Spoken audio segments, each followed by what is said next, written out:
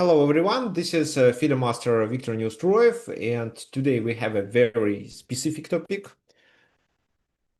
It's piling up tactics. So what is it about? Well, let me try to explain what I want to talk about today. Well, when you play a chess game and do the combinations, tactical combinations, these tactical combinations are very often the result of a prolonged preparation. And sometimes well, not sometimes, but I think very often, you also force your opponent into a defensive play.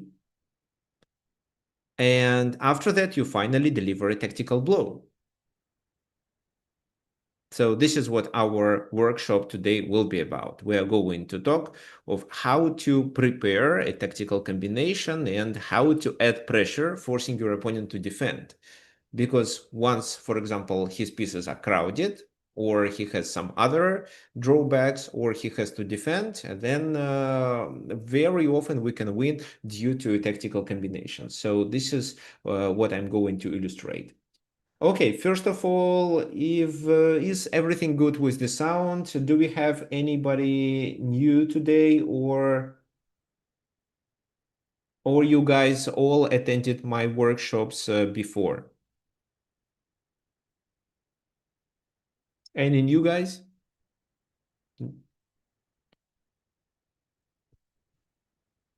Mhm.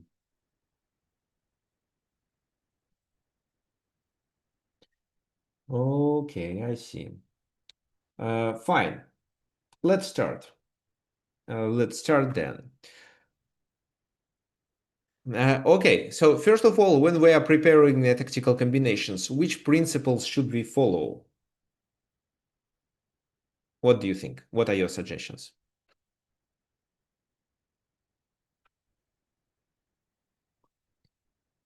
Attack. Well, I cannot say that we should attack. Well, attack, you mean attack on the king side, attack the enemy king? Not obligatory. Yes, we should take advantage. We should take advantage of the king's potential weakness, and sometimes doing the attack may provoke weaknesses into the enemy camp, and that would allow us to initiate a tactical strike. But attack is just like one of the ideas. I mean, usually we either prevent them from castling or disrupt the enemy king's safety. However, what we should do is we should first improve the position of our pieces. If we just attack the enemy king with a few pieces, we are very unlikely to succeed, only in case if our opponent makes a serious mistake. So we should improve our pieces to let most of them to participate in the place of action. We may also create weaknesses in the enemy camp. So, and as I said, compromise the king at least a little. And what else? We should create disorganization, or we should force the enemy pieces to get poorly coordinated. So there should be disorganization among enemy pieces to let us to create a tactical combination. And finally, we may deliver a tactical strike. Well, a tactical strike can be a result of a blunder, and this of a blunder of our opponent, and this blunder can be provoked with our active play and enemy pieces disorganization, or just it can be a reason of. I mean, this can be just a consequence of poorly placed pieces. Okay, this position, white to move. What do you think? This is actually from the Dutch defense. It was Stonewall originally, but the d5 pawn was exchanged for the pawn on f3, so it moved to e4 and then it was undermined. So c5 is the suggestion. Okay, what's the purpose of c5 move? You can play c5, let's say bishop e7. Then what? So with such a move, yes, you kick the bishop, but how do you take advantage of that?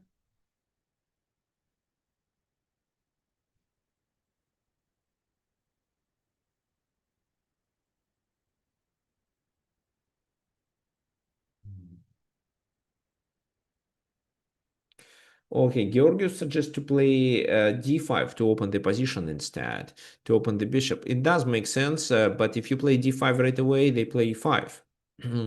And then, yeah, the position no longer looks good. E4 is coming.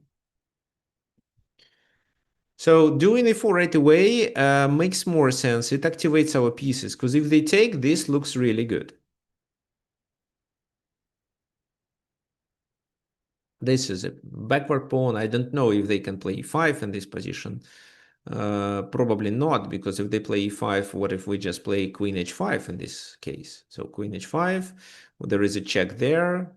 So how do we expect them to play? I don't think h6 is a good idea.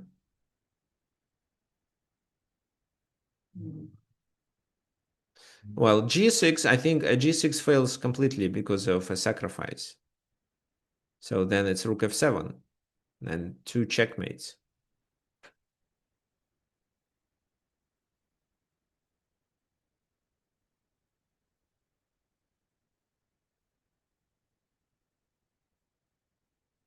h6. h6, queen f7, king h8, queen here, threatening with mate. So what? Still checkmate. Yeah, so e5 isn't a good idea, and the king's position is open. So that's why after e4, they have to play e5.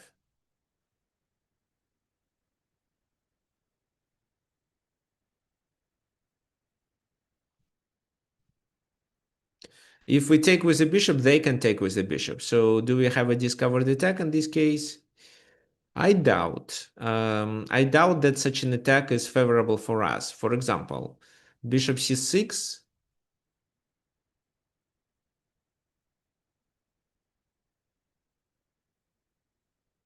So queen c6, rook e4, then queen e4, and I think that maybe it's not a winning position.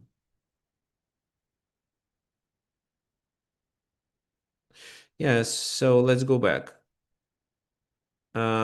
Should we play d5? No, because, well, our bishop is blocked, so just rook a d8, and we don't have much advantage. So that's why my suggestion is to play c5. How does c5 works? We kick the bishop. However, that's not the goal. The goal is to improve our pieces. So the bishop moves. It goes to f8 to not block the rook.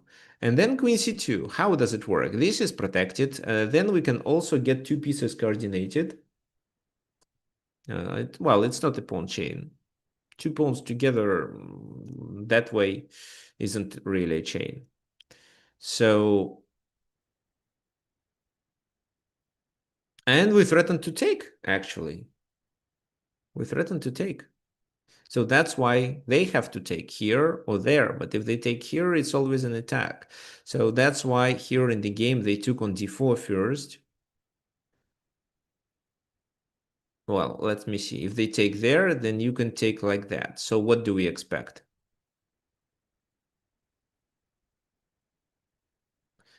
I'm sure you see that g6 is g6 fails. So take, queen g6, and then you can play rook f7 and win the game. So what is better? Right, rook f7 is better.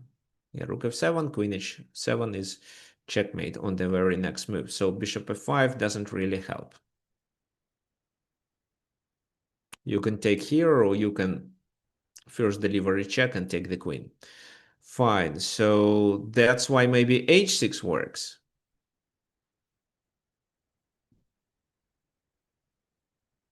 Now let's just win the pawn on e5. What's the problem? I know that there is an attack also, but with this move, we at least win the pawn. Oh, rook h7 in that scenario was a mate, so completely no need to take it. Okay, yeah, let me go over this line. G6, bishop G6. Yeah, so I missed it. Rook F7, and after bishop F... No, wait, no, it's not made. It's not made. There is a queen. No, I didn't miss it. Okay, so bishop G7 is still Rook F7, because now how to defend? I just don't see any move. That's why bishop G7. Well, and if this move, I just prefer to take bishop H7, or maybe I instead play something like that, and then queen G6. But at least I'm a pawn up. So that's why they took on d4 first, but we took on f5, aiming to win this pawn later. They cannot win such a pawn back immediately. Well, let's see. For example, if they play queen e5, how should we continue then?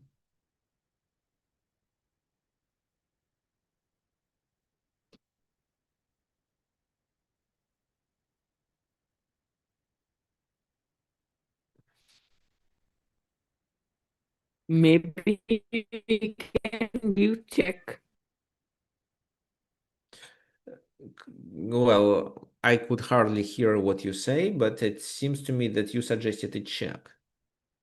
And the only logical check I see is queen c4.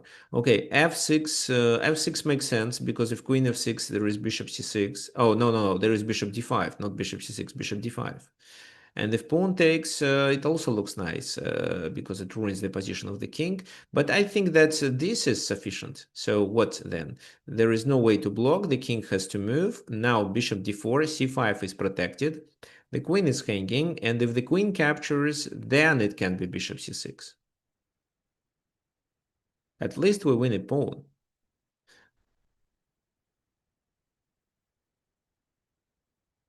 But f6 is really nice. f6, so f7 becomes a threat. Queen f6 is a blunder. G takes f6. And then queen c4 still queen c4 is a good idea. But the problem is that now they can block it, which I don't like. So maybe queen c4 first anyway. Okay, queen c4 works. So that's why they played rook d8. And this is where some calculation is required.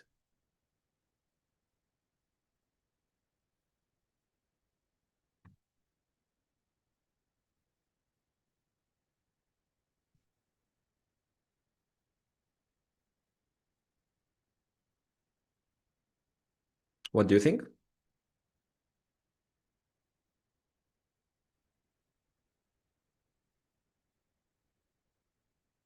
Still queen c4, bishop d4? Rook E1, we can trade the rooks. Why do we have to trade rooks? What's the purpose of that?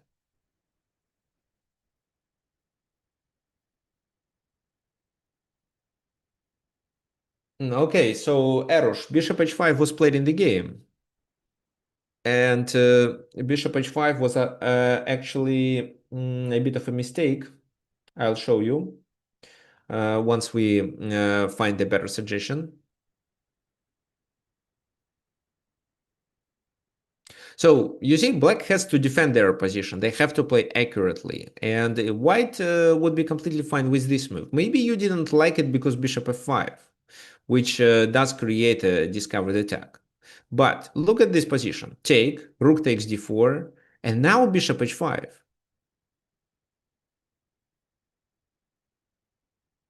So it's winning. You have a, well, if g6, let's say you can just take on g6 and take the rook. Well, if the rook moves, it's still a winning position. I don't want to show you how because we are likely to reach a similar position.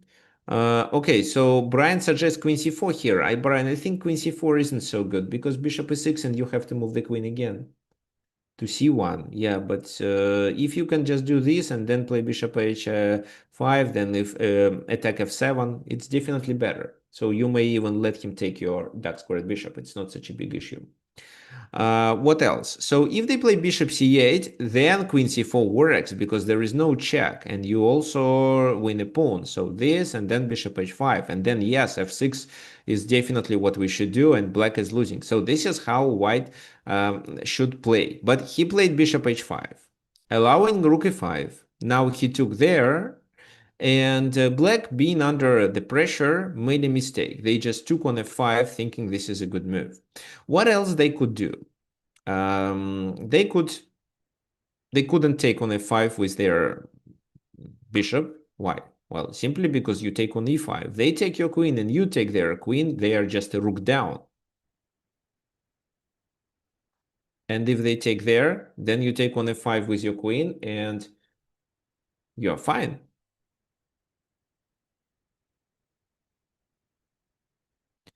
So it's extra rook. So even if they just trade and then maybe they decide to play this move, it's still okay. So this. No, well, in this position, there is also this move, but even if now they take, you still win. But even if you didn't win this bishop, it's still winning because you have extra exchange. Rook g5 at the end of the line, yes. So how to play? Well, bishop f5, no. Rook d5, it seems yes. Rook d5 attacking the bishop. And if the bishop moves, c5 is hanging. That's why such a move was good. We would probably continue with queen c4, pinning that rook, so that such a move like bishop f5 is still impossible. But they would just move the king, and then it's not clear how to continue. Maybe just bishop g4 trying to save everything. White is clearly better, but not winning. So once again, this again fails because this time you take with a rook and rook d4 doesn't work. There is rook f8. Either now or after queen takes, rook takes, then rook f8 is checkmate. Doesn't bishop f4 work? You mean bishop f3? In which position? In this position, bishop f3 doesn't work. You lose on d4. Instead of bishop g4. Okay. The bishop f3, they take there. How does it work? No, I don't think it works. Okay, fine. So the rook f5 was played, and that blunder was okay. Please, can you stop drawing?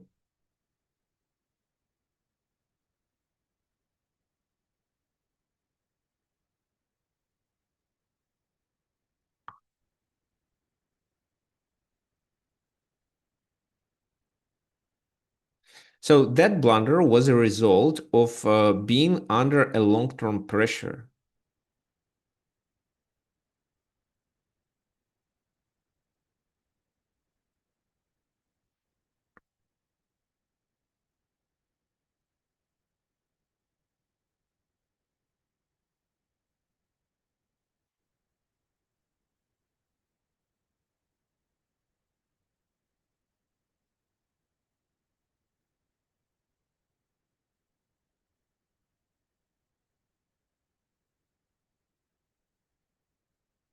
Well, and this move allows White to initiate a tactical strike already. What do you think? How exactly White should play? And while you are thinking, let me answer this question. So the question is whether uh, I can analyze the game that Rajwardhan Singh played against FIDE Master. So to help him to improve. Well, this is not what we typically do at the workshops. Once I announce a workshop where we are going to discuss your mistakes, I mean our students' mistakes, then yes, you can. For such purposes, I would recommend you booking an individual class.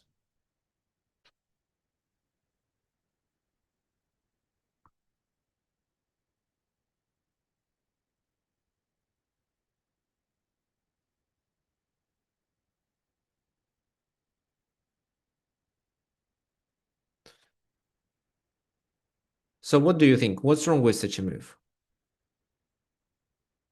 Looks like everything fine. If we take this, but then they take on d4, the material is equal. We have bishops of opposite color, so trading major pieces allows black to draw. Maybe there is something wrong with that position. So let's do this. Rook f5, bishop f5, queen f5. So we lose on d4, but we have a light squared bishop on the board. What do you think? Can we take advantage of that light squared bishop?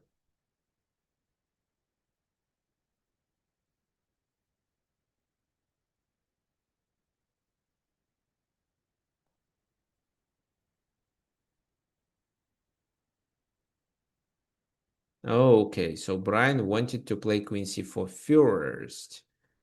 Oh, interesting. So take the rook. They do this. No, wait, queen c4 in this exact position. Okay, okay. And if they play this move, you cannot play queen f7. You have to take on f5 first, but then still queen f7 is impossible because the seventh rank is open and the queen guards this square. So no, it doesn't work. Maybe you take first. No, then queen c4, king h8. No, I don't see anything. Mm. No, you cannot play queen f7. The queen is still guarding it. There is a more simple solution. Well, I'm sure you've seen this position. I mean, well, in most of the books, you can find this puzzle. It's from, yeah, so Richard Reti was playing against Efim Bogolyubov.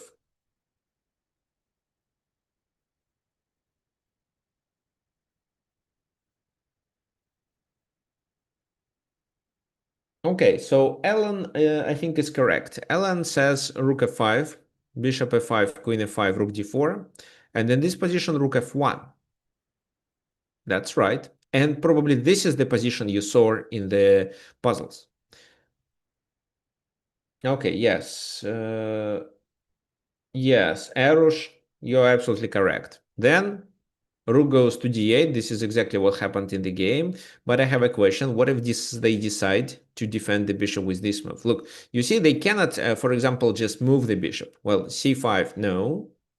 It's protected by the queen. So e7 maybe? No, because there is an easy checkmate. That's why, what if queen e7? How do you win then?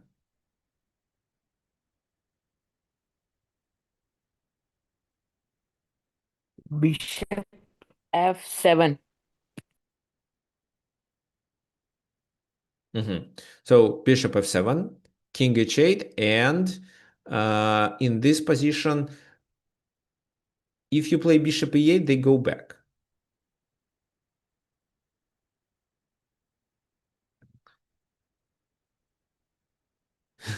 No, if bishop g8, they take this bishop. So bishop g8, they just take it. Bishop d5, well, you prevent this move, and you also block the rook, so the rook cannot retreat to defend this bishop.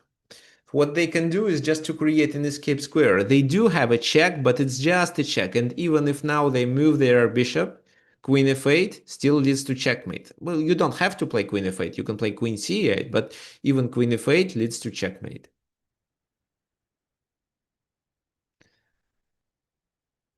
So yeah, that's so check and bishop d5, stopping the rook. Because if you play, let's say this, and then bishop c4 with the same idea, then the rook comes back and they protect on f8. So with this bishop d5, you not only open the line, but you interfere and prevent rook d8.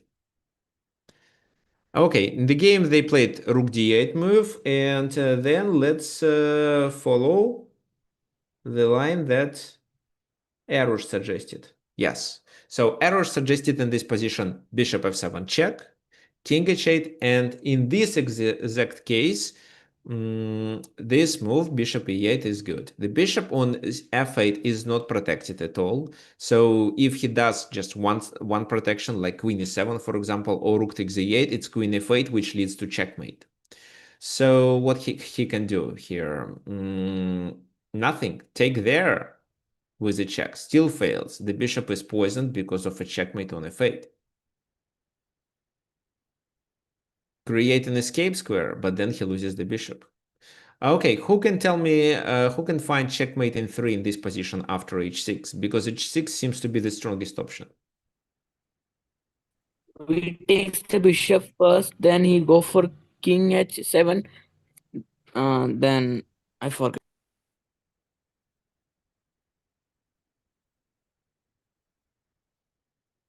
Sorry, I didn't get the end of the study. Okay. Yeah, so yeah, fine, thanks. Yes, you're right. So you take there, they go there, then bishop g6, and once you attract the king to g6, queen f5 is checkmate. Fine. So what we were discussing in this game, so what was this game about? White started with e4, trying to improve the position of their pieces. This bishop potentially, and the queen, which is, according to our first principle, improvement of your own pieces. They played e5, and a direct confrontation with pawns started. c5 to drive the bishop back, so the bishop moved, and then queen c2. Why queen c2? Because we threaten there, we defend there, and this queen and bishop battery may create some damage to the enemy king's position, because after g6, let's say in this scenario, g6, we could just sacrifice and win the game then. So that's why queen c2 provoked e takes d4, and they are a pawn down. Now they have to, well, we are likely to take this pawn for free, so they will be pawn down, and because of that, they have to find a way of how to capture this pawn. They try to do it in a tactical way by doing bishop f5 or something like that, but here white played this move, and after that provoked black to make this mistake. So being under the pressure, like step by step, by improving the position of your pieces, by creating threats to the king or to the other pieces, you provoking your opponent to make a mistake, and then you can initiate a tactical strike. That was the concept. Okay, let's continue. This is our second example. White to move. White is definitely better, but how much better white is? The black king is not castled yet. How to pile up uh, in this exact position? What do you think? To create tactical opportunities for white.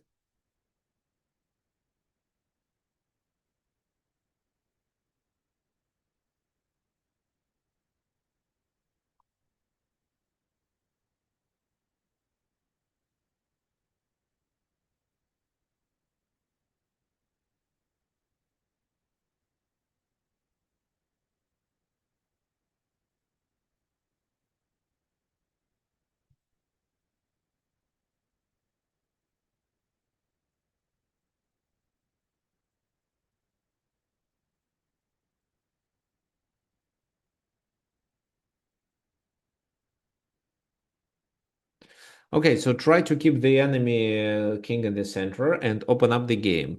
Well, so what you said is definitely correct, but how exactly you can do it? This is what Alan suggested. John suggested f4 and f5, and in my opinion, this is what first should come to people's mind, because if you play rook e1, they can castle.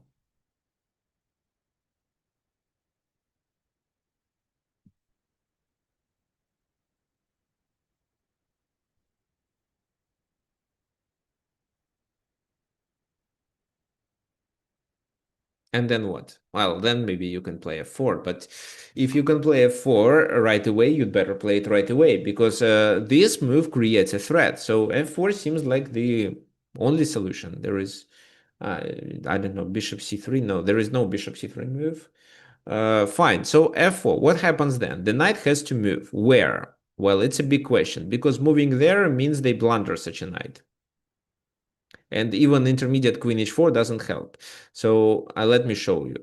This is a blunder. Well, it seems that this is a mating threat, which is true, but here you can take what to take. Let's decide. If I take there, I'm likely to lose that knight. So let me take on c5 with a check. For example, the king moves, and then I play h3. So there is no checkmate. It's a completely it's just a waste of time. Well, you may say that h5 and so on, but come on, I don't believe it.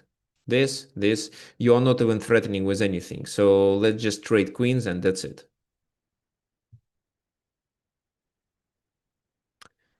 Fine. So that's why the knight has to go where? To d7 or to c4. d7 is passive, so they went to c4. And f5, still creating a threat. Taking there means that two pieces are hanging simultaneously.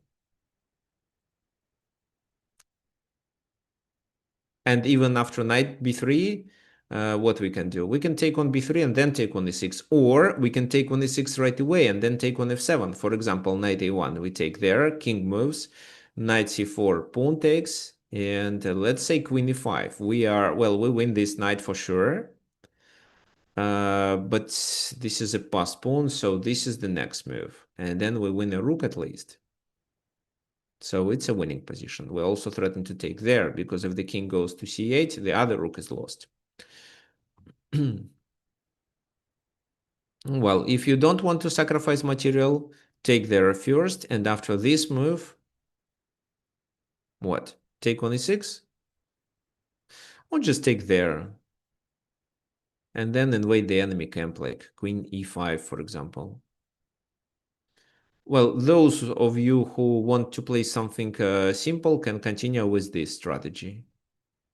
It looks well too.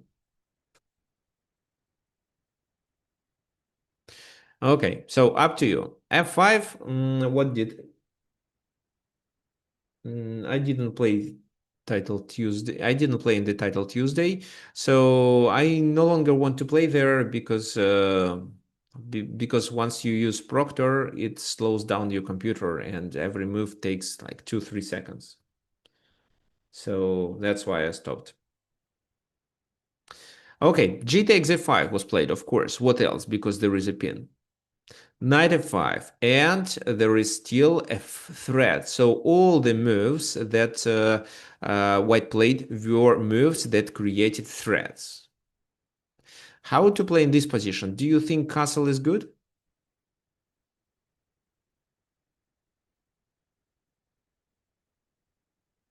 So let's say they do it. What do you think?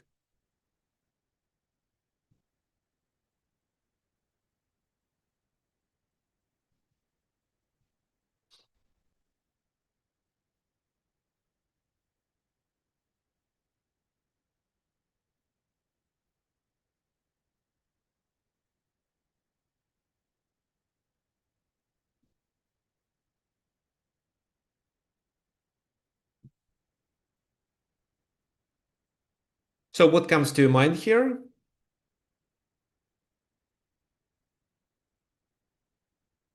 It seems to be a losing position, but why? Queen c4. Well, queen g4, bishop f5.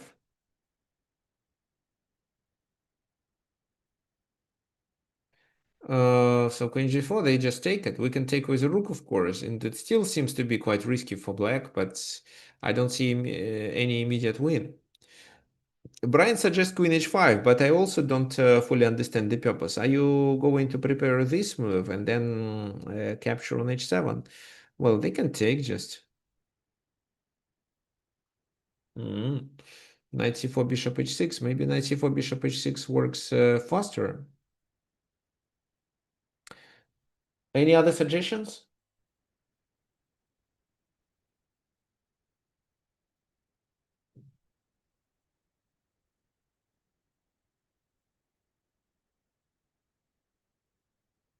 Okay, let me show you. Okay, knight h6 and knight c4, bishop c2 right away. Bishop c2 right away is a reasonable move, but yeah, I don't know if they can take and then play h6, trying to defend the position. Okay, so what I would do, I would just take, king takes for sure. Then knight takes on c4. The pawn takes, the b pawn takes.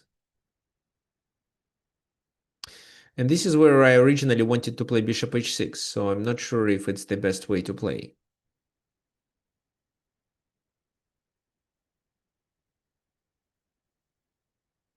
What else do I have? Bishop c2. What for? Yeah, bishop c2, such a move exists, and then knight e4. So I take it, pawn takes, queen takes, queen h5. Okay, so let's go back. If they castle, yeah, let's follow what Brian said. Take, and if we keep the bishop on c2, we are very likely to succeed, because how to defend against this? Another option is because this not only threatens h7, it also threatens bishop h6. We can at any moment we can trade on c4 and play bishop h6 then. So it seems that after bishop c2, it's a winning position. Okay, fine. So that's why here the game continued with rook g8. Well, they probably intend to castle to the queen side. But don't you think bishop c2 can be countered with queen h4?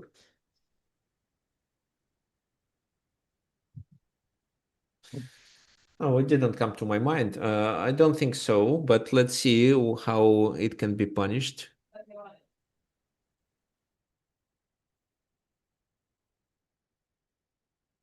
Well, let's take then. I don't think you will want to take with the queen, because then queen h5. So you take with, well, with this pawn, it's queen e5, you're winning a knight. So with the b pawn is probably the strongest option. Yes, b pawn. Mm-hmm.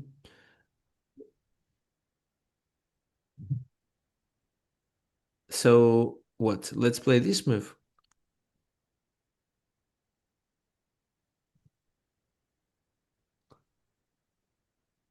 Okay, only one option, right? King g8? King g8. Yeah, I don't think you can do that. There's queen e7, knight d7, and I can take advantage of that. King g8. King g8, okay, so rook f4. Just let me see. Bishop g5, what is better? Let's play bishop g5. Then queen h5. No, let's play rook f4.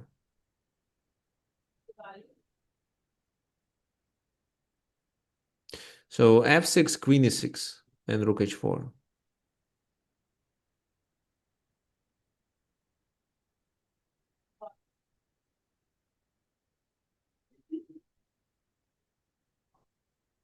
Knight d7. And if queen e6, you want to take on f4, then okay. I think it fails. Just let me see. So knight d7. Uh,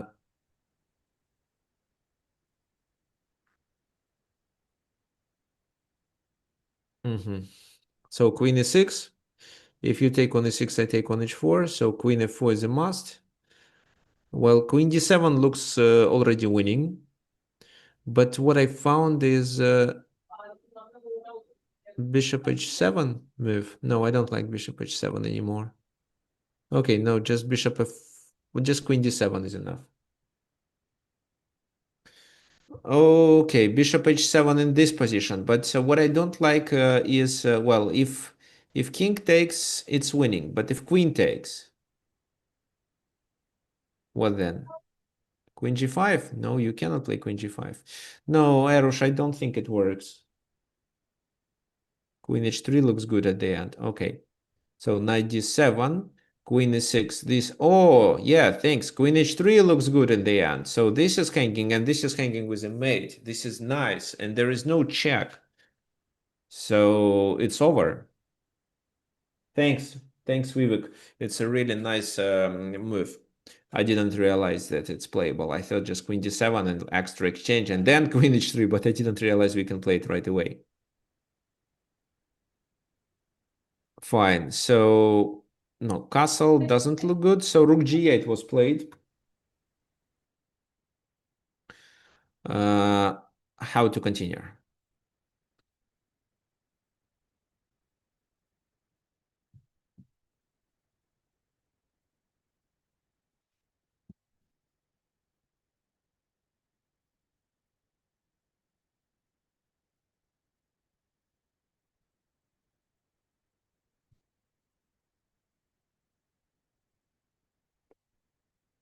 Okay, so Rook G8, according to Brian, is a serious concession in this structure. Well, okay, but what else to suggest? If we see that castle fails, then what, a bishop move?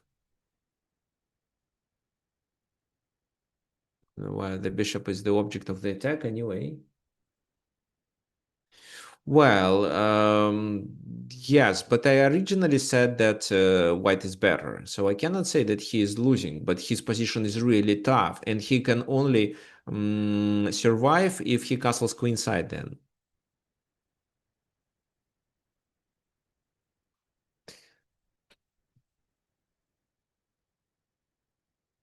So Rook G8, how to play?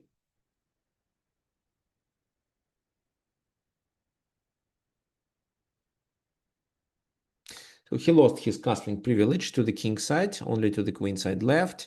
So let's play logically. Let's take there. They take with the d pawn to open the position a little, and you can play bishop c2. Also intending to take on h7 at some point later.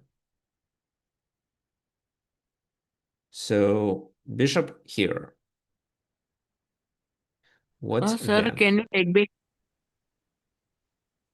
Can you take back? Yes, we can also play Queen G4. Queen g4. Ah, you mean in this position? Yes. So this move fails because queen takes. Looks very suspicious. Let me see.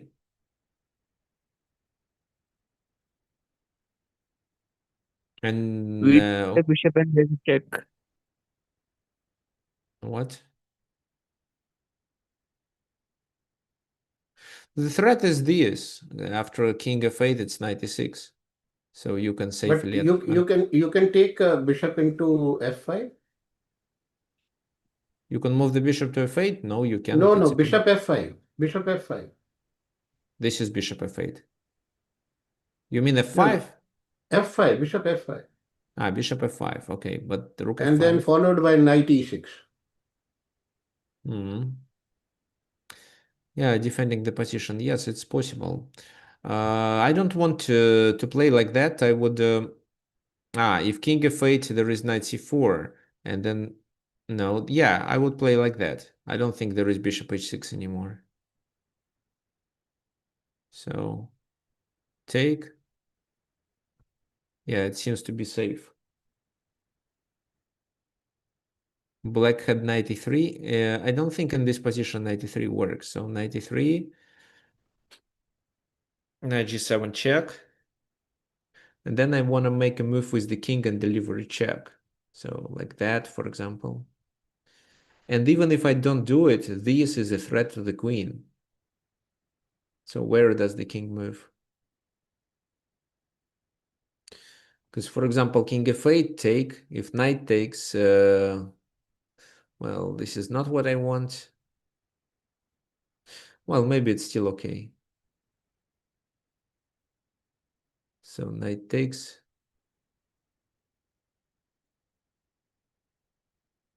Rook g2 is not a serious problem. Let's play this move. So rook g2. No, I don't think it's a problem. Rook g2, king h1 just. Knight f1 this, and there are two bishops for a rook, and bishop h6 is coming. That's why I think it's completely winning. Okay, there is queen e6, and if knight f1, then what? Queen h6 intermediate check. Right, thank you. And then three pieces even. And rook g2 also fails, right? Yes, it seems so. So the queen is hanging in another check, rook goes back to save the game, and knight f1 still offers the winning position. Rook h2. Oh, wow, rook h2. I missed it. This is the idea. So knight has to take. They take, and three pieces for the queen. And black is winning then. So yes, it seems that queen e6 failed because of rook g2. So my mistake. And yes, after they take on h2, queen h4 becomes available. Okay, fine. So yeah, that's why, well, queen g4 isn't so promising, but seems to be okay in case if in this position we just continue with queen h3. This is winning. Okay. So knight e3 doesn't work, but king f8 I think is fine. So king f8 or what? Or queen f6 or king d7. Well, you cannot take. Oh, king d7. Yes, and with king d7 he evacuates the king. That's why we have to act rapidly, and that's why this was played. So d takes, bishop takes. Now knight d3 was played.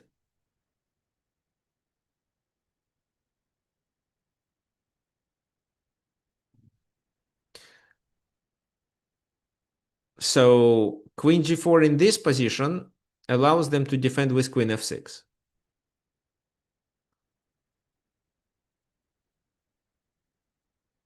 Or not? What's your opinion? Take on g7 and then bishop h6? What do you mean? Take on g7, queen takes g7 this time. Take on g7. Why not knight d6 check and then taking the queen?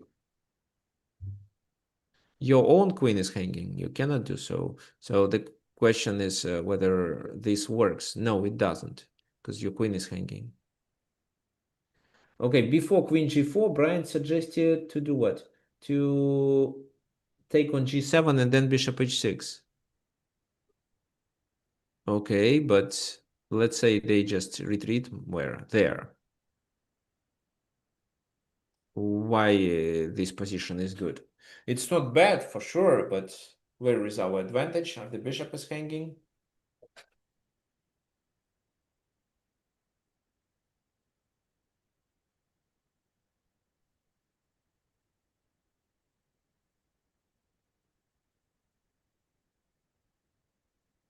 Oh, okay. There is a nice suggestion of playing queen e4.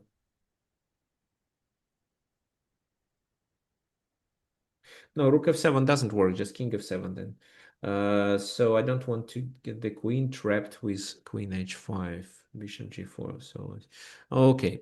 So queen g4, queen f6, we can take. Well, it's not required, but let's take. And then play queen e4. And now we threaten this and we threaten that. So even if they castle, knight d6 still works. And white should be better. So yeah, we sacrifice some material for the queen, but should be winning position anyway. So queen g4 this time makes a lot of sense. Yeah, but the game continued with bishop h6. Offering a trade. They played bishop to f8. Well, taking there means we can take and threaten f7, g8.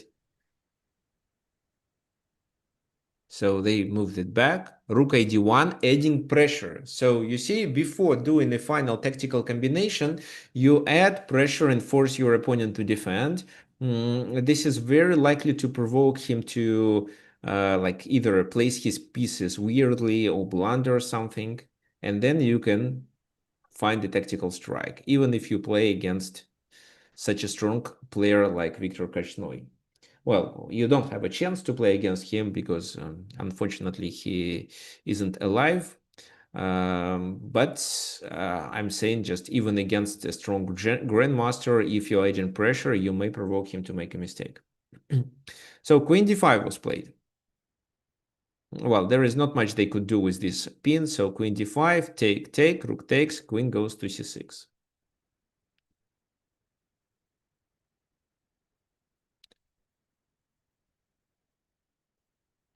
How to continue? Just some prophylaxis is required. But look, our queen is tied down to the g2. In the game, it was bishop f8 played. And the idea of this move is that, well, if they play rook f8, then what? Knight g7. Knight g7, king e7.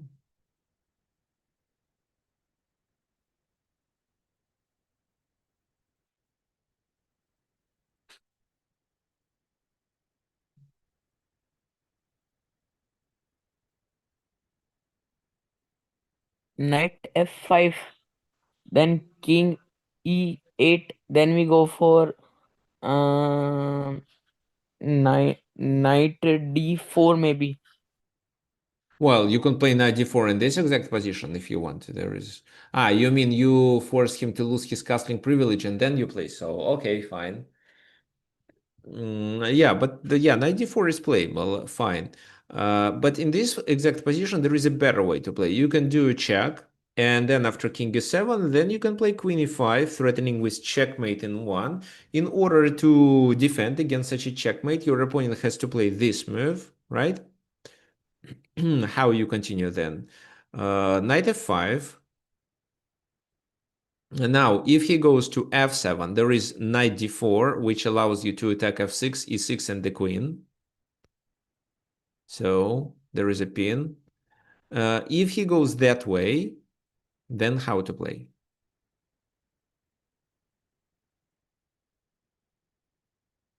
Okay, there is no tactical strike. Just move the queen away, add more pressure. You're already threatening with this move, so he loses material anyway. Okay, John suggests 96. In which scenario 96? In this position, 96. No, the queen is hanging. So maybe in this position, 96. And if queen takes, you can play rook e3, right? But he just simply captures with a pawn. It's still a losing position with such a king, but there is no such a straightforward solution for white. Okay, let's go back. Bishop f8, they first decided to... if they take with the king, this is what we didn't analyze. Then knight d4 is a check. Oh, is a fork. And even if your opponent decides to pin with this or with queen c5 move, it's queen e6. Based on this pin, you win the bishop. Like that. In the game, it was queen b6, check, king moves, and then king f8. So that knight d4 is not a tempo move. So now if you play knight d4, it's just bishop d5. What do you think you should play? There was a really nice move. White played something else in the game. Yeah, well, yeah, Karpov liked short tactics. So Brian suggests queen h5.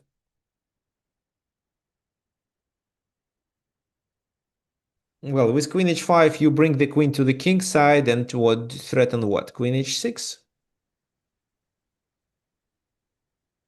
Yeah, it makes sense. What else?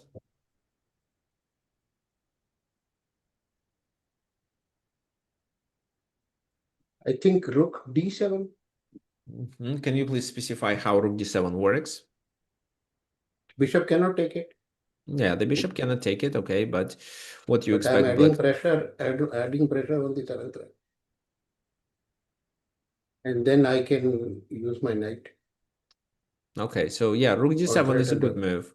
The bishop cannot take it because queen e5. And if not, then your next move can be queen e5. Yes. So just queen here or just a check from h6. And the bishop is also pinned because queen e7 is a checkmate. So you take there, and oops, he goes that way. You first have to take there, and then you can checkmate. Yes. Interesting, queen g6.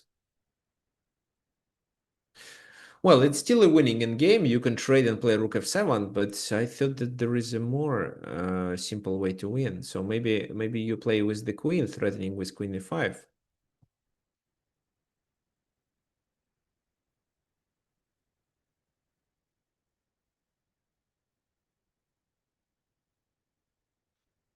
So check this. Oh, let's take on f7 first. How do they survive after this? Yeah, so rook f5 first, and then we take there. Doesn't matter how he plays, we can still take it. And then rook h7, and it leads to checkmate. So even if they play, so this, king moves, and we take on h7 anyway. Okay, fine. Okay, so rook d7 with queen e5 idea. In the game, it was played queen f3. It's better than queen h5 because it creates a threat on the rook. So maybe they have to play this, but they played that. And so they were provoked to make such a mistake. And now, well, this is obvious move. They defend, right? They also cover e7. But at the same time, this move compromises the king. What do you think? How Karpov played here?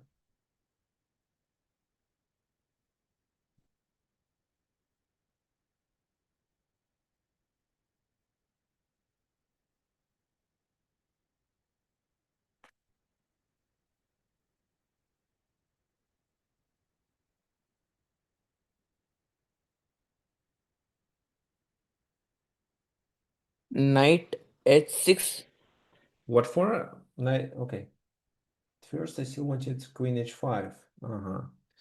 Yeah, knight h6 creates a mating threat, but they play just rook g7. Oh, with knight h6, you threaten to take on f7. So rook g7, your turn.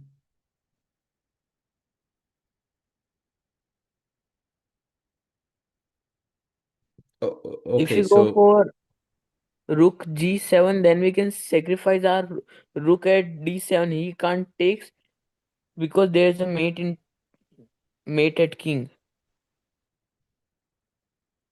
Erosh suggests first playing rook d7. Okay, rook d7, bishop d7, Erosh, and then what? Then you cannot play knight h6. There. Oh, you mean queen takes? Oh, interesting. So knight h6 in this exact position even. But you are down a rook, so maybe they can survive with f5. Knight f5 and queen f6.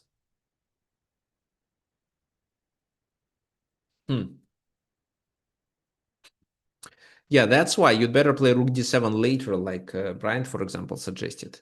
So knight h6, rook g7, and then rook d7, because they cannot take.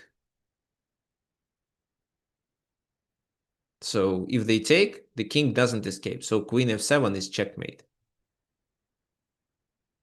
And what do they have to do after this move? So because this is coming, or even this is coming, they have to vacate a square for the king. But of course it fails too, right? So you just take on f7 with your knight this time, and then win the game. Well, so if they take with a bishop on f7, it's game over. You just take there, then bring your pieces to attack. Well, so let me show you. So this. Well, if the king moves there, it's checkmate like that. If the king goes that way, I think it's also an easy checkmate. For example, which move to start with? Rook We f8. takes the rook. Rook f8. So this, oh, it's not checkmate. No, it's not checkmate. Okay. Queen e4. Yeah, queen We e4. take the rook. This, no. I want to checkmate, not win the rook just. So then I can play this move. And after that, the king doesn't escape. No, wait, they can trade there. Okay, so this move instead. This, they have to sacrifice the queen. Okay, yeah, they escape, but this time they sacrifice the queen and also the rook. Fine.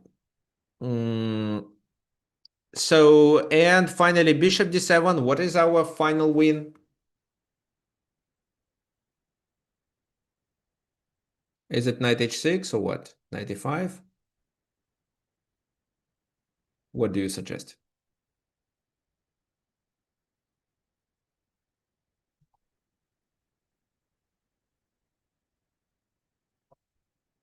Okay, thanks. Liliana suggested knight d8. Well, Irish, I think knight d6 doesn't work so well because they can escape there. But if you play knight d8, king g8 is no longer an option. So blocking makes no sense. Moving the king to e7, well, or e8 leads to immediate checkmate. So that's why knight d8 is the simplest way. Fine. So you see, again, here, the position for white was better originally, and white played f4, f5 That compromised the black's pawn structure and created several targets into the enemy camp so that they had to defend. And then we were adding pressure. So we didn't take on g7, we didn't play queen g4, which would, well, queen g4 wasn't bad, but that would allow us only to use several pieces into the attack. We instead brought all the pieces.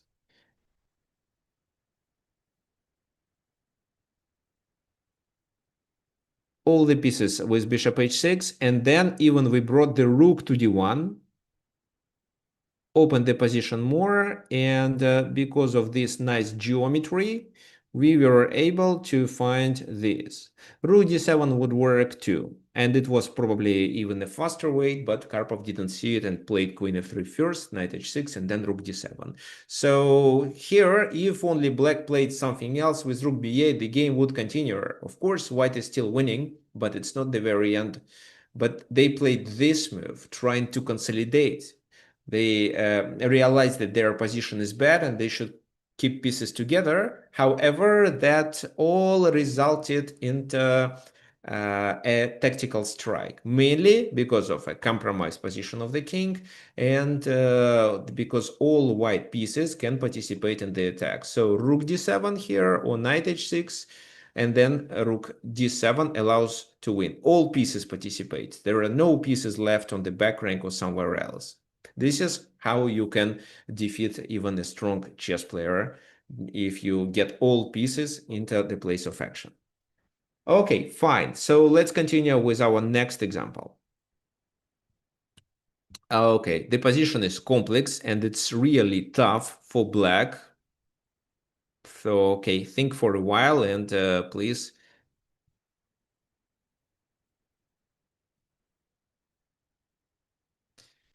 suggest what black should do. Sir, can you suggest me an opening for white? Oh, so the opening for white, it's not related to the topic of our workshop, so not today. Once we decide, and I also don't know your opening, your playing style, so that's why no, I cannot. So it's again, we can discuss it at individual lessons, if you're interested, of course.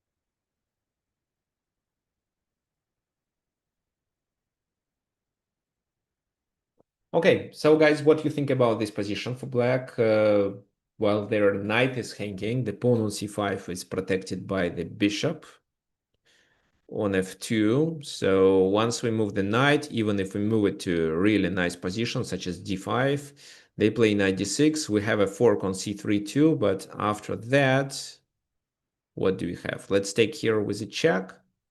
Queen takes, bishop c8. So what can you say about this position?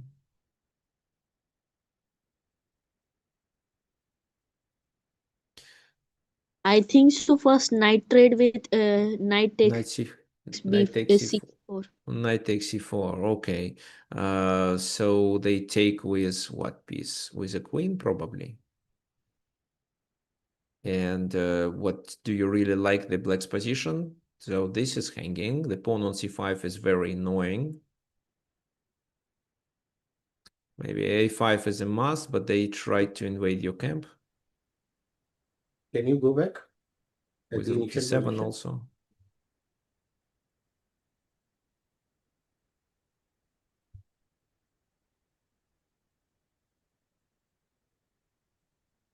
But this is why the not taking the pawn directly? Rook into c5. So you think that we should sacrifice on c5? Yes, but we are giving the exchange, not sacrificing exactly. So rook Well, c5, sacrifice bishop in exchange c5. for a pawn. Yeah, yeah. No. Rook c5, bishop c5, queen c5, and then check, moves, and then rook c8, winning the knight, and we can win that Well, move. they play with the think so knight, so he there can is also nothing. go. I think so he can also go knight e3. He Yeah, not needs to move the king. that's right, because moving the king makes the king more vulnerable. Okay. So yeah, actually, I'm not saying that rook c5 is like a move that makes the black's position really better. No, absolutely not. But anything else makes the black's position really tough to play. So this pawn on c5 is really strong. It's isolated, but it's already a passed pawn, and it covers the d6, which gives white a very pleasant outpost. So that's why it seems that this sacrifice is forced. And then they play knight e3. So black has a compensation, but it's only one pawn as a compensation. However, the good news is that actually there are two pawns, because these pawns can stop these three. So that's why we have a pawn on e4, and we can convert 2 versus 1 on the queen side. So at some point, we can say that there are two pawns to compensate the exchange. But here, it's too early to talk about the endgame and to calculate the compensation. A lot is based on the piece's activities. So, okay, let's say this, knight e3 was played, and what black should continue with to not make their position worse.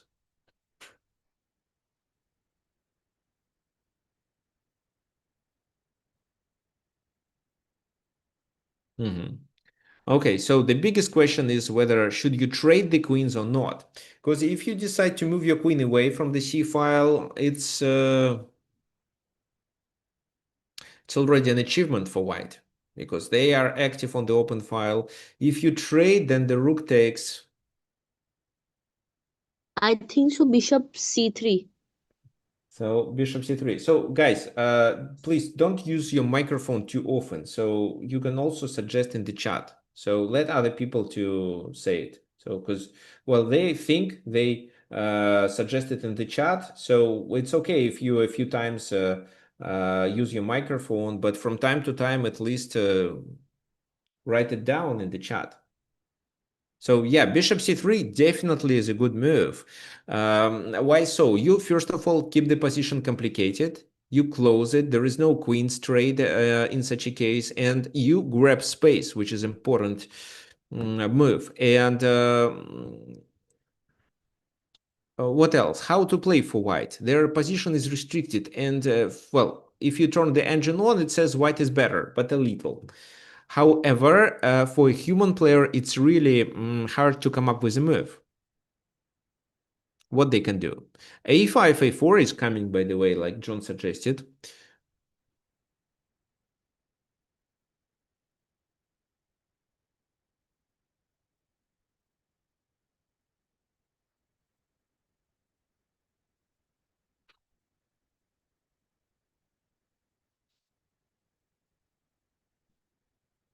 So what to play?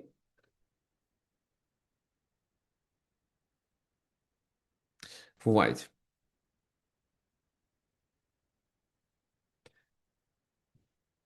Yes, Alex, it's good that you remember it. Bishop a6 looks good. Well, yes, that's why white just defends it with the king. So they played this move. Bishop a6, yes, but bishop a6 and they are forced to sacrifice exchange back. Well, actually, no, because they can play rook ed2 and the bishop is pinned. So we cannot take it. That's why a5 first and bishop a6 later. So here they played rook ed2, a4, and if they take on a4, then what happens? How should we play then? Should we take and after this win exchange back? Oh no. What is your suggestion in this position?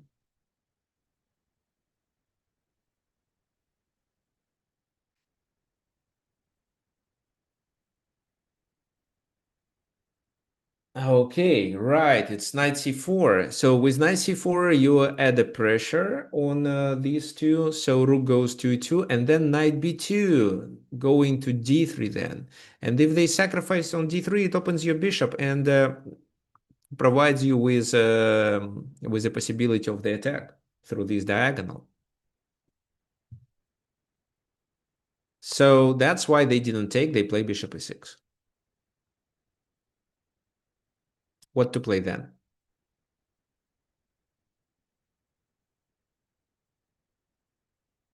Well, bishop a6 still looks attractive, but well, f5 is hanging or not. They are also about to trade rooks, I think.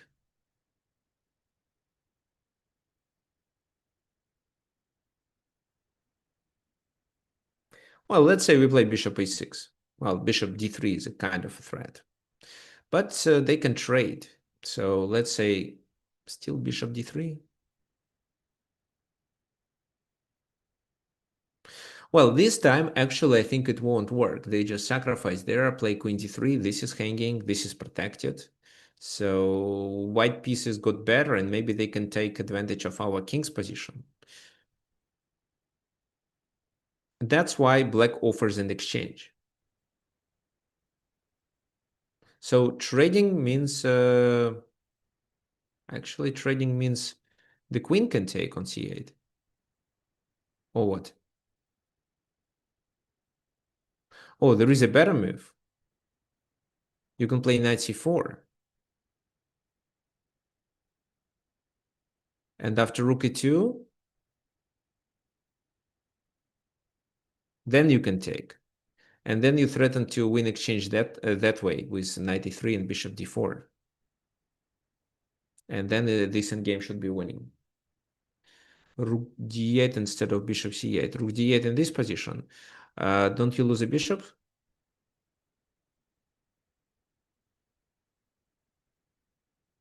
So actually, the best move is rook d6, protecting that bishop and activating the rook. Let's say take, knight c4 now, but with queen e2, it seems that they can defend the position. If now we take, they take with the queen, bishop d4 is no longer playable because d4 is attacked twice. Bishop d4 right now also doesn't look so good because take, and queen c4, and we lose. So rook d6 was the best move, but they play rook d5. And this move is already a blunder. And your task is to find how. So at first it seems that, well, they just sacrifice exchange but activate their pieces, and then maybe f5 is vulnerable. But what's wrong with rook d5? Who can tell me?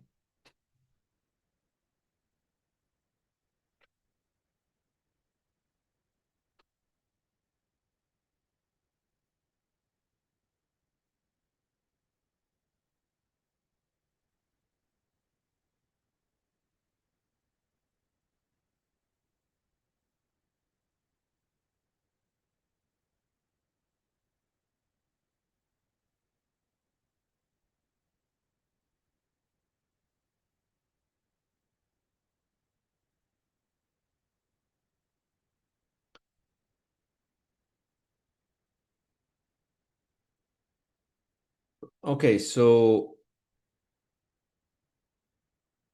fine.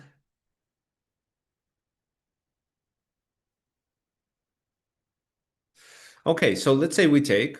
What else? We take. They take with a rook, because if they take with a bishop, then what?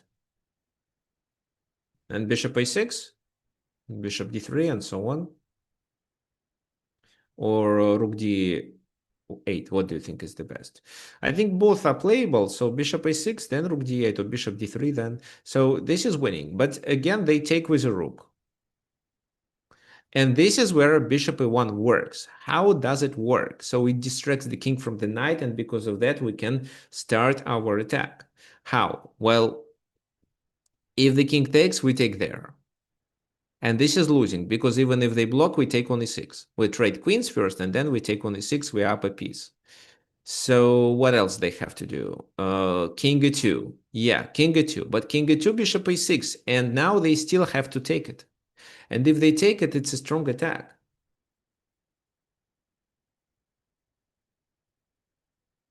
For example, this leads to checkmate, e3. That's why after bishop e1, what they have to do is king g2. But, well, again, it's a winning position. You can win material. You can do that move. They have to take it, and then you take on e6. So this is hanging. The bishop is hanging too, but you have extra piece. For example, if they decide to attack it with such a move like that, what would you suggest?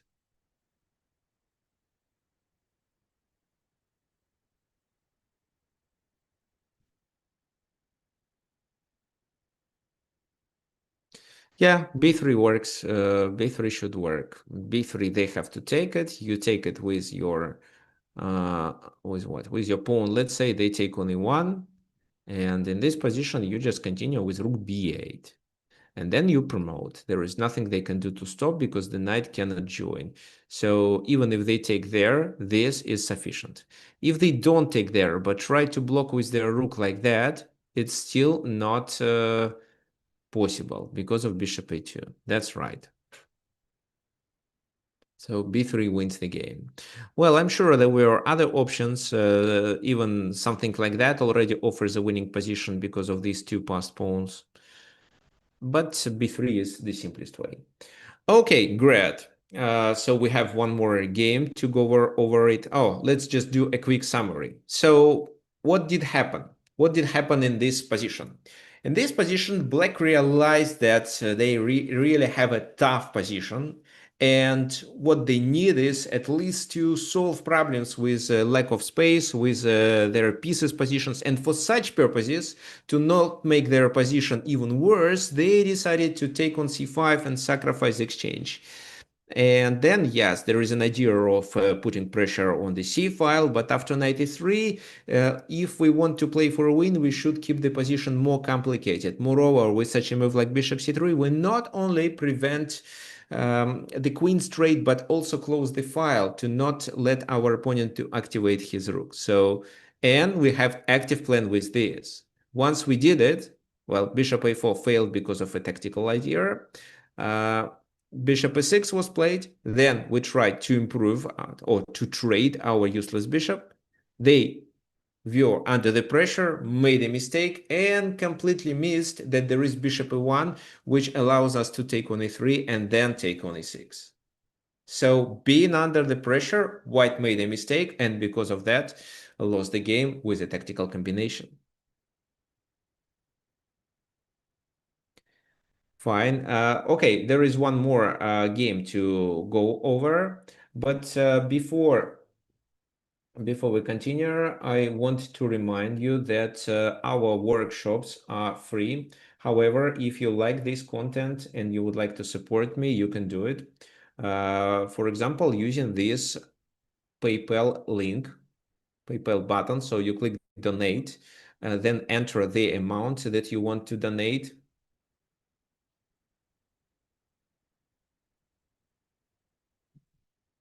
Then you click this yellow button PayPal, enter your PayPal account, and transfer money automatically to my PayPal account.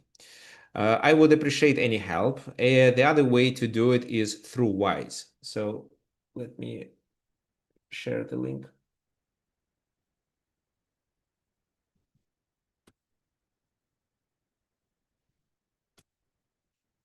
The other way to do it is through Wise. Wise works perfectly well for Europeans, but for Americans too.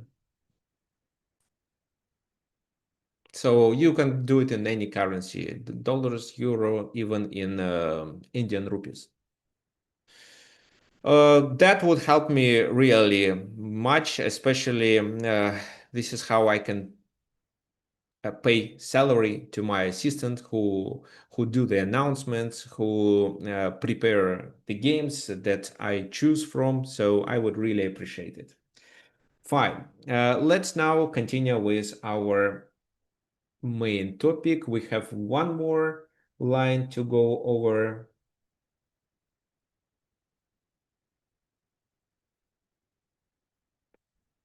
So you can still see the screen. Okay, so very nice position for White.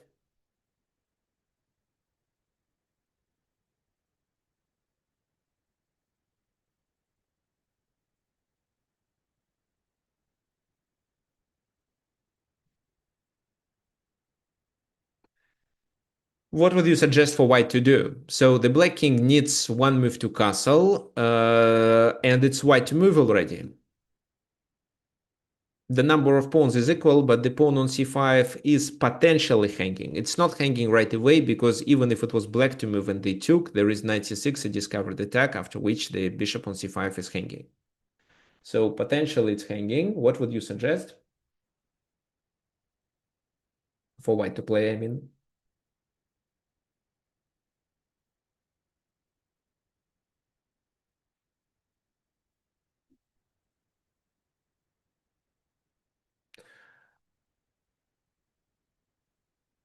Okay, for those of us who watch the stream of this event on YouTube, there is a link that you can use to register for the next event. If so, if you register, there will be a Zoom link sent to you, and you can participate it in live, not just watch the recording. I mean, not just watch the stream, but participate in a Zoom meeting. If you like it, of course. So white to move, we are talking about piling up tactics, how to add more pressure to the black's position here. Okay, there was a nice suggestion by Brian, it's b4. There is also knight cb5, interesting. So knight cb5 may work actually too, but then where do you go? So let's say I play a6, do you go to d6, but then the bishop takes? b4 looks like if it works, then it works better. Then it is a really good move. Why so? Because you support the pawn and because you're about to add pressure. If they play a6, then this, and that works well. So that's why black decided to capture on b4 right away. So it was a possible move, right? But then they have to stay under the pressure. a5, a3, the knight goes back. What then? How to add more pressure? We have the file open, but we opened it at the cost of pawn sacrifice.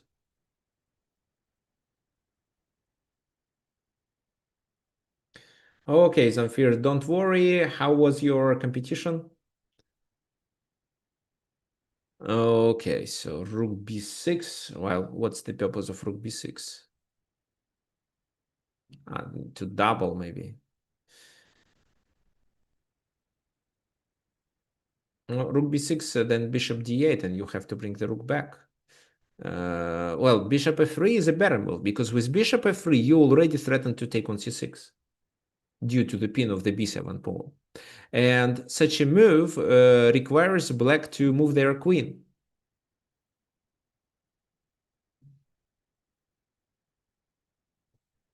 So where to play? Well, maybe queen c8 was a better move. Queen c8, knight b5, or knight. Okay, anyway, they played queen c7. Then knight cb5 with a temper, and queen c8 is a logical move. White still continues their attack, and they are fine. Maybe knight d6 will be played at some point.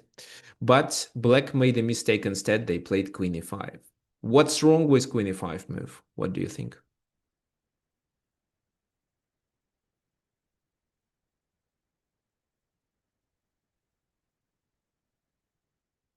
So by adding such a pressure, white provokes black to make a mistake.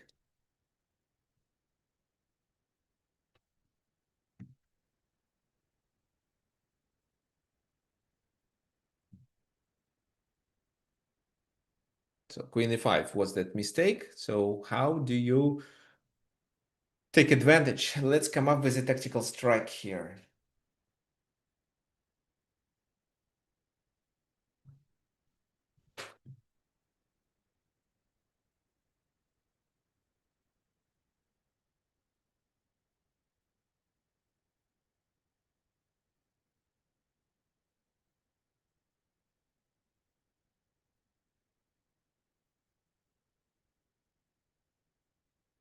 So bishop c6 was suggested by Ekhand or Okhand. Ekhand. Knight c6 by Georgios with bishop d4. I think knight d6, bishop d4 makes more sense. So knight c6 is better. It vacates this square. So they took with a pawn. What if they took with a piece? Did it change anything or not? Well, it seems not really, because we can take there, then still play that move. And if queen f4, because the queen must move to such a position that covers c7, then it's just g3. And the queen has to go back to b8. So it doesn't really change much, and we can continue with our with what happened in the game. So pawn takes, bishop d4, and the queen went to b8. If the queen goes to f4, just one more move, and the queen goes back. So queen b8 immediately, which is a queen sacrifice, knight d6.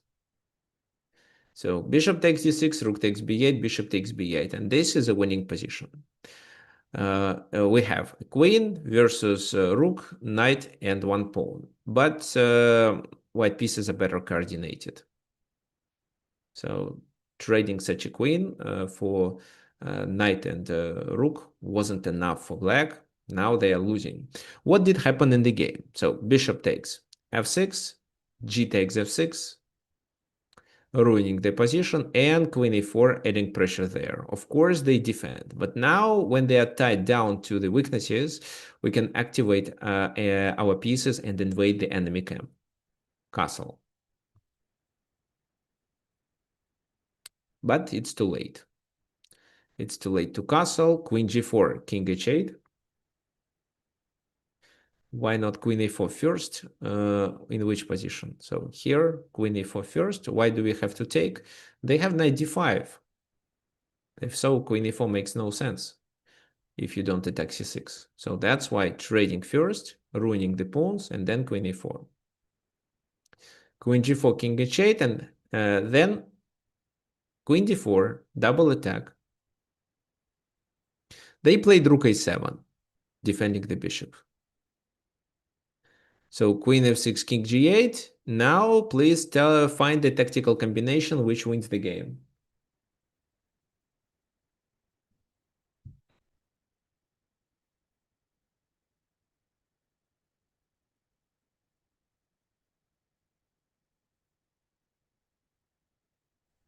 Rook b8. Yes, please continue. Rook b8, rook b8, queen g5, queen h8, queen e5, taking back the rook. What if the king goes to f8, not to h8? Then, just a minute. If king goes to f8.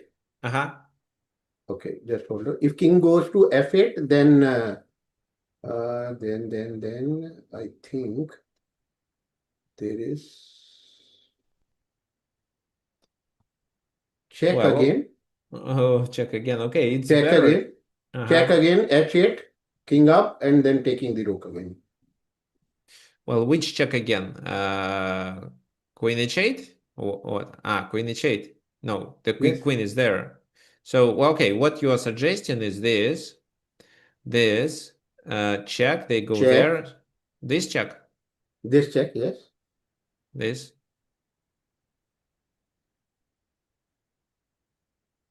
So looks like you don't win the rook. But if you first start with this move, you let your opponent to move the king only to h8, and then it works. Then take it. Okay, perfect.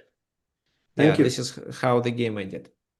Okay, fine. Let's just do a quick summary of this combination. So what did happen? Black in this position is already in trouble. They need one tempo to castle. And white increases their pressure on the queen side by doing a pawn sacrifice. After the knight takes, the rook makes a pin. And step by step, white increases their pressure on the queen side. There are also weak squares into the enemy camp that white wants to take advantage of. So the queen goes away from the pin, but falls under another tactical strike, knight b5. Now, well, queen c8, and they have to defend the position passively, but instead black wants to play actively, brings the queen there, and makes the queen the object of the attack. Knight takes c6. pawn takes, bishop d4, and the queen has to go back and guard the c7 square to avoid a fork. If queen f4, just g3, forcing the queen go to b8 back. So the queen went back to b8 instantly and fell under knight d6. I discovered attack. And then white just simply realized their material and positional advantage. Okay, fine. So this was all I wanted to share at our today's event. Do you have any questions?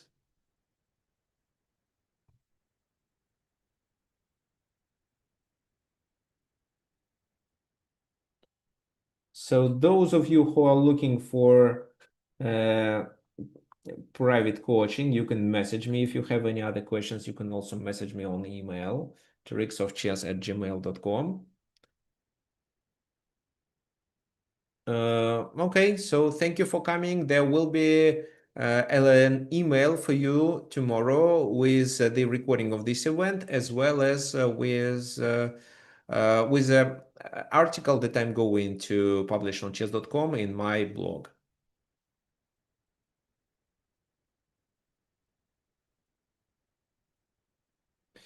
Yeah, that was absolutely winning. Okay, thank you. See you next Sunday. Bye-bye.